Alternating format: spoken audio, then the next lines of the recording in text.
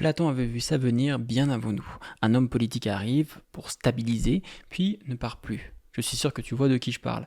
Le plus inquiétant, ce n'est pas forcément cette personne, c'est le mécanisme qui l'amène là. Je te le montre en 30 secondes pour changer ta vue sur la politique. On le voit partout aujourd'hui.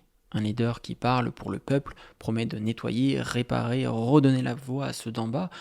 Au début, tu as envie d'y croire. C'est humain. C'est fait pour flatter, rassurer, pour rassembler. La suite, tu la connais aussi, mais le pourquoi on y arrive, c'est moins évident.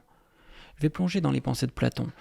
Si tu veux le faire avec moi, accroche-toi, mets un like, abonne-toi, et on y va. Platon nous dit qu'une démocratie elle glisse quand elle se fatigue d'elle-même, quand chaque désir veut devenir un simple droit.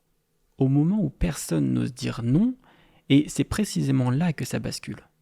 Sur le navire politique, tout le monde veut tenir la barre. Et c'est celui qui lit les étoiles, par contre, c'est la seule personne capable de gouverner, la seule personne capable de sagesse. On va traiter cette personne de rêveur. Tu vois le motif. Mais la clé, elle arrive juste après. Platon, il observe une loi brutale.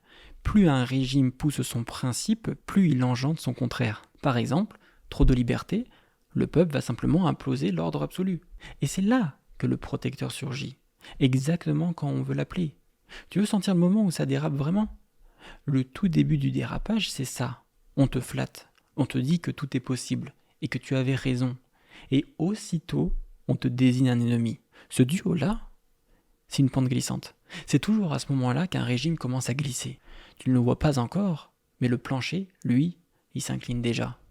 Ensuite, ceux qui confondent liberté et absence de limite. Plus rien n'est une règle, tout est une oppression. Garde ça en tête. Et puis ceux qui se moquent des liseurs d'étoiles. Quand ils disparaissent, c'est le dernier virage avant la chute. Platon ne prédit pas un futur, il décrit une mécanique. Comment est-ce qu'une liberté épuisée va appeler un sauveur qui finit par serrer cette même liberté jusqu'à l'éteindre ? Alors dis-moi, toi tu penses à qui quand je parle de tout ça ? Et comment est-ce qu'on pourrait apprendre à reconnaître un liseur d'étoiles avant que la tempête ne recouvre le pont ?